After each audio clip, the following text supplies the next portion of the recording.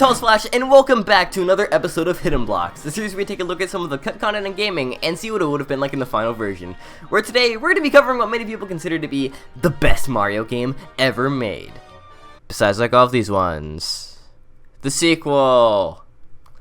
But believe it or not, at one point this game was going to be very different. There's a ton of unused content in this game, in fact so much so that today I've gotten the help of Having Fun Times, the creator of the cut content of, to make this cut content get a little bit more cut. Did I actually just write that? Nonetheless, if you do enjoy this video, please consider leaving a like down below to help both of us out, and stay tuned until the end where you'll find me hosting an episode of the cut content of over on his channel. Anyways, without further introductions, today on Hidden Blocks, Super Mario Galaxy 2. Originally, Super Mario Galaxy 2 wasn't even meant to be a full game itself, but instead sort of an expansion pack to the original game called More Super Mario Galaxy, and then eventually Super Mario Galaxy 1.5, with the original intent being to add everything that was cut from the first Mario Galaxy game, like a planet shaped like Mario's head, as well as everyone's favorite green boy, Yoshi! Bet you thought I was gonna say Luigi. Well, I'm just kidding, he's already in the original. Eventually, Nintendo added so much stuff to this expansion that it just became an entirely new game. But with adding that much stuff to a project, obviously not all of it can make it into the final version, which brings us to our first major cut mechanic, switching. Originally, Super Mario Galaxy 2's gameplay was supposed to revolve around a mechanic called switching, where at the literal press of a button, the entire game's world would change drastically, in a way comparable to the 3D system in The Legend of Zelda Majora's Mask. While this concept was never fully fleshed out due to hardware limitations, there are still some remnants of its early ideas that actually made it into the final version, such as Flip Swap Galaxy, the time-slowing mechanic from Space Storm Galaxy, and the freezing lava pond from Shiverburn Galaxy. Had switching been fully implemented, mechanics like these would have completely changed every one of the game's worlds, possibly making the game a lot more open-ended than it ended up being. Speaking of the game's world, there are references to a ton of unused galaxies left in the game's data. These galaxies were called Gem Asteroid Galaxy, Home Center Test 1 Galaxy, Koopa Castle Galaxy, Koopa vs. 1 Galaxy, Mario Face Galaxy, Red Blue X Test 01 Galaxy, Survival Cosmos Galaxy, Template Galaxy, Yamaguchi Test Galaxy, and Zako Parade Galaxy. What stood out to me the most is Zako Parade Galaxy, with the word Zako meaning small fish or a nobody in Japanese. So in my interpretation, it's possible that this galaxy might have used some more insignificant characters from Mario's past, or possibly a group of way weaker enemies, teamed together to be kinda strong.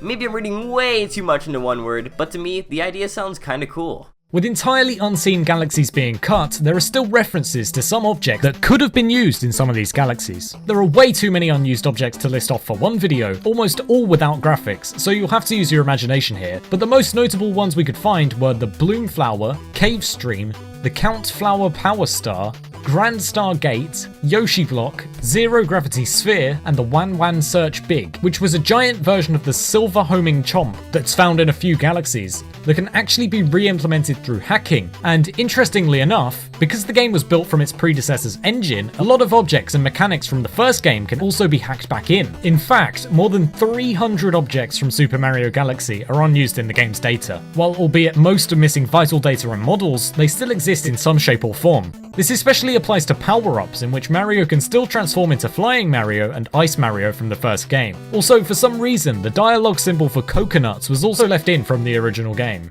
It's oddly specific, but they could have just forgotten about it. My favorite thing about some games are the soundtrack, which could completely set the mood or even make for some high-quality rips. And Super Mario Galaxy has a ton of unused music left in its soundtrack. First, there's an unused theme for a random galaxy in the game, which surprisingly is synthesized instead of orchestrated, meaning it was probably cut pretty early in development. It's also got Yoshi drums, which is pretty sweet. I'll play a little bit of it now.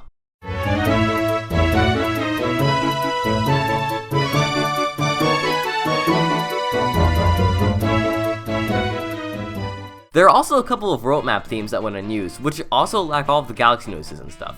Here's a bit of each of them.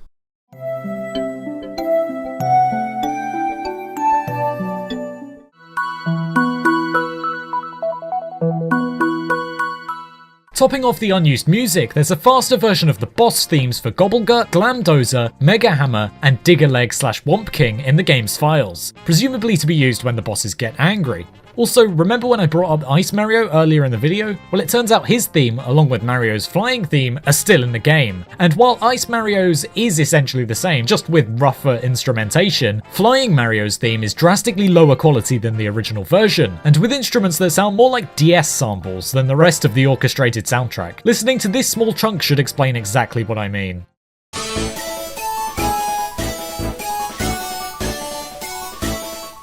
Yeah, not exactly too kind on the ears. The final interesting pieces of cut content left in the game's data come in the form of unused animations. One's an unused animation for Yoshi waiting, and the other is King Lakitu being hit so hard that he loses his glasses, but I think the funniest and coolest of all of these has to be the set of Mario skeletons being animated. There's an animation for him breaking, reforming, and just sitting there like a pile of dry bones. The cool part about this is that the skeleton looks sorta similar to the costume in Mario Odyssey, except it's missing its nose, so it's possible that this design might have been a basis for that one, and if not, then this is still the first time we've ever seen Mario as a hilarious chibi skeleton, which is still pretty great. And that is all for the most noteworthy content in Super Mario Galaxy 2. Of course, for the purposes of not making this video more than an hour long, I had to skip over some of the less important stuff while still getting the point across. So if you've got any questions or requests for a part 2, be sure to let me know down in the comments below. Also, huge thanks to Having Fun Times with the Cut Content of for appearing in this video. If you enjoyed the video, then you should check out his channel where he does an amazing series that's pretty similar to this one, where you can find me narrating his latest episode about Super Mario Galaxy 1. With all that being said, I hope you enjoyed the video. If you did, be sure to drop a like down below or share it with a friend. It really helps the channel out. And as always, for more content every week, don't forget to smash that super red subscribe button for more. Thank you all so much for watching, and until next time, I'll be back in a flash.